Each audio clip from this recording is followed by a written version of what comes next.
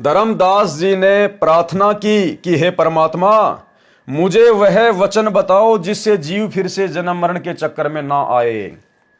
अब धर्मदास जी ने कहा कि परमात्मा, मुझे तो खुल के बताओ, मुझे तो उस नौतम सुरति के विषय में, आपके निज वचन के विषय में पूरी जानकारी दो। मेरा मन का संशय समाप्त करो, जिससे उपदेश लेने के बाद में जीव जन्म मरण में नहीं आएगा। तो धर्मदास जी की जिज्ञासा को देखकर परमात्मा ने क्या बताया। परमात्मा कबीर जी ने कहा कि 8 बूंद यानी सतलोक में स्त्री पुरुष से उत्पन्न हंसों से जीव मुक्त कराने की योजना बनाई थी। वो जो 7 सुरती जो परमात्मा ने बताई ना कि 7 सुरती तो उत्पन्न करने वाली हैं और 8वीं सुरती तुम हो। कौन? धर्मदास। तो यहां पर उन्हीं की बात हो रही है। परमात्मा कबीर जी ने कहा कि 8 बूंद, बूंद यानी वचन। बूंद का मतलब कोई बिंद नहीं है, बूंद का मतलब है वचन। आपको आगे दिखाएंगे, परमात्मा ने बोल रखा है 8 बूंद यानी सतलोक में स्त्री पुरुष से उत्पन्न हंसों से जीव मुक्त कराने की योजना बनाई थी। तो सतलोक में स्त्री और पुरुष से जो हंस उत्पन्न होते हैं भाई, वो कोई रज और बीरज से तो होते नहीं है, बिंद प्रक्रिया से तो होते नहीं है।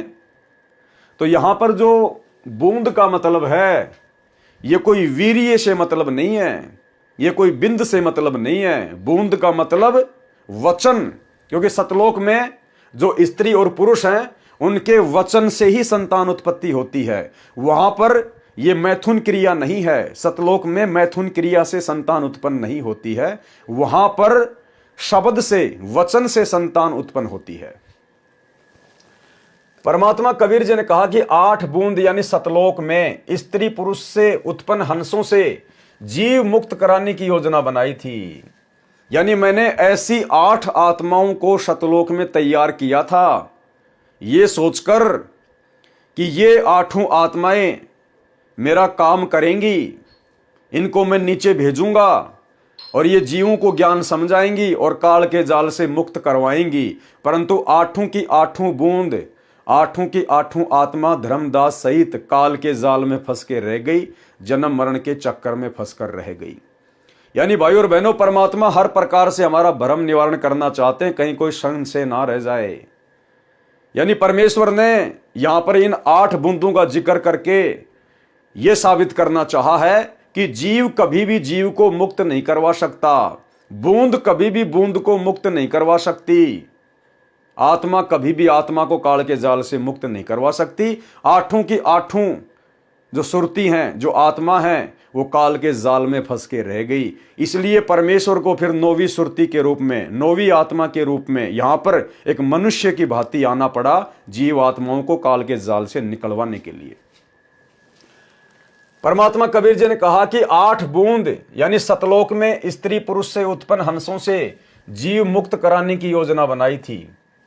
तुम 8वीं बूंद हो। कौन? धर्मदास जी। किसको कह रहे हैं परमात्मा, किसको समझा रहे हैं? धर्मदास जी को। तो धर्मदास जी को यहां पर कौन सी बूंद बताया है, कौन सी आत्मा बताया है? 8वीं आत्मा। धर्मदास, तुम 8वीं बूंद हो, परंतु सबको काल ने भ्रमित कर दिया। क्या कह रहे हैं परमात्मा के? धर्मदास, सबको भ्रमित कर दिया काल ने। तू 8वीं बूंद है धर्मदास, तेरे से पहले 7 बूंद मैं और भेज चुका हूं। तुम सबको काल ने भ्रमित कर दिया, अब क्या होगा? और देखो, ये कंसेप्ट भी बिल्कुल क्लियर हो जाएगा कि धर्मदास का भी पूर्ण मोक्ष नहीं हुआ। धर्मदास भी अभी तक जन्म मरण में है। अब वर्तमान में परमात्मा ने या तो उसको जन्म दे दिया होगा या फिर जन्म देगा। तुम 8वीं बूंद हो, परंतु सबको काल ने भ्रमित कर दिया। अब 9वीं बूंद यानी 9वीं सुरती से। कौन सी 9वीं सुरती से? स्वयं कबीर परमात्मा सतगुरु रामपाल जी। अब 9वीं बूंद यानी 9वीं सुरती से तुम सहित, तुम कौन? धर्मदास, तुम सहित 8 की मुक्ति कराई जाएगी। तुम सहित उन 8 आत्माओं की मुक्ति करवाई जाएगी जो 8वीं आत्मा धर्मदास जी है। यानी धर्मदास जी भी जन्म मरण में, और धर्मदास सहित उन सभी आत्माओं की मुक्ति कौन करेगा? 9वीं सुरती। 9वीं सुरती कौन है? सतगुरु रामपाल जी। क्योंकि वर्तमान में इन्हीं से उपदेश प्राप्त करने के बाद यदि आजीवन मर्यादा में रहेंगे तो काल चोर हमें रोक नहीं पाएगा। तो धर्मदास जी भी जन्म मरण में। कुछ दिनों पहले आपको हिसार जेल से आए हुए गुरुदेव के ऑडियो से सुनाया था कि पंडित रामानंद जी भी जन्म मरण में। बच्चों, आप इस प्रोसेस से गुजर चुके हो। रामानंद जी को पटड़ी पे लाकर छोड़ दिया था, एक जन्म होगा और सारनाथ होता हुआ रहा है, अब वो बच्चा यहाँ आएगा। और सारनाथ होता हुआ रहा है, अब वो बच्चा यहाँ आएगा।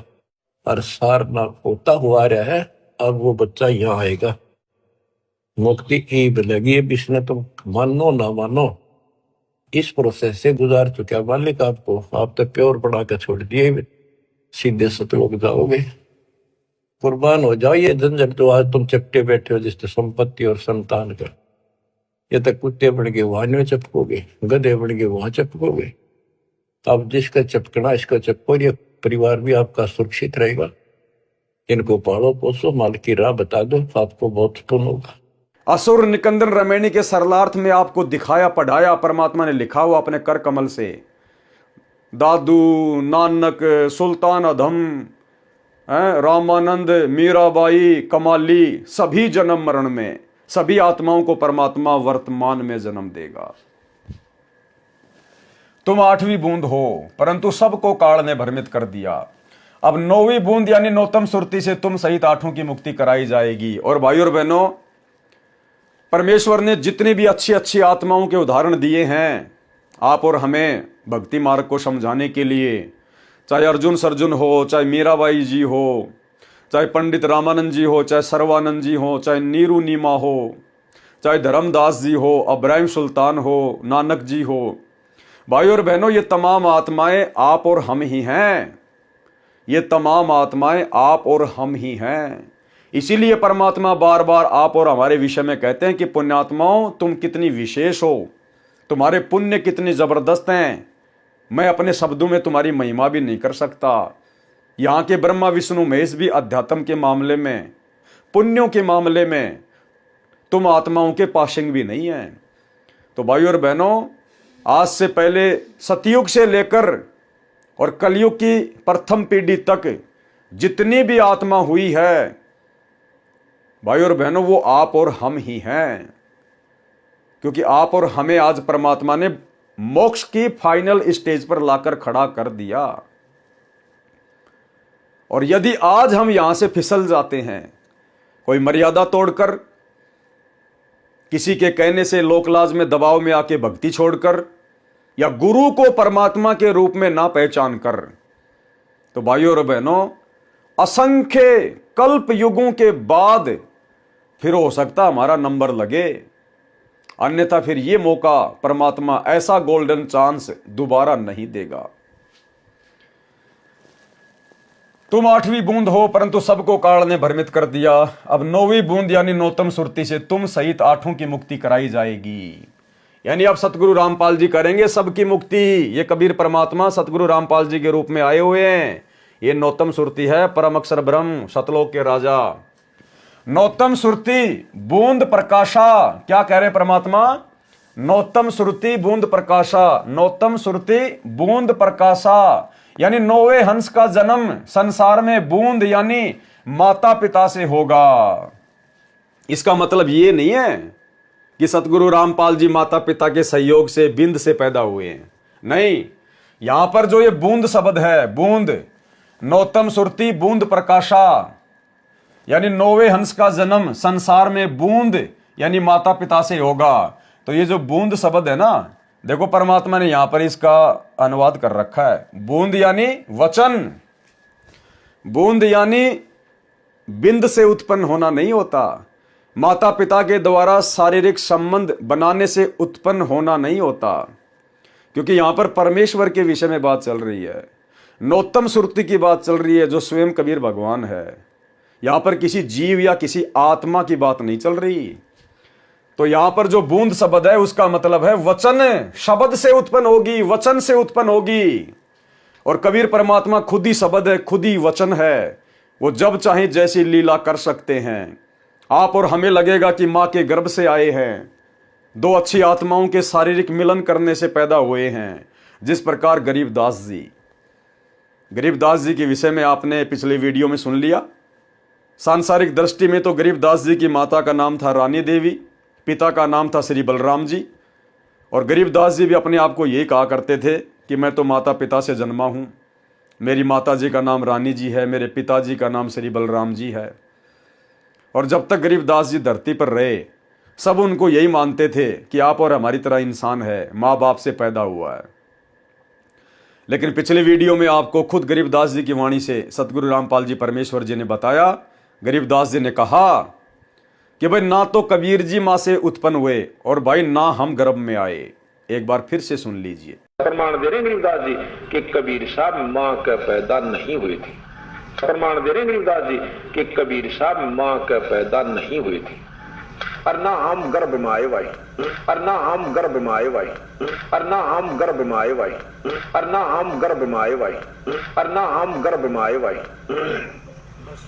शब्द स्वरूपी रूप हम। तो भाई और बहनों, जब Garibdas ji same to same वही लीला करके चले गए, जो लीला सेम टू सेम वर्तमान में सतगुरु रामपाल जी कर रहे हैं, वही हरियाणा, वही जाट परिवार, वही किसान परिवार, उसी प्रकार से सांसारिक दृष्टि से माता पिता से जन्म लेने की लीला, शादी करना, उसी प्रकार से अपने वचन से बच्चे पैदा करना। दुनिया को लगा कि ये तो हमारे जैसा इंसान है, जीव है, और परमेश्वर वाला काम करके 350 साल पहले ही चले गए। तो गरीबदास जी के जीवन से आज हमें सतगुरु रामपाल जी की लीला समझ में आएगी कि ये परमेश्वर अपने आप को छुपा के सर्वलीला गरीबदास जी वाली ही कर रहे हैं।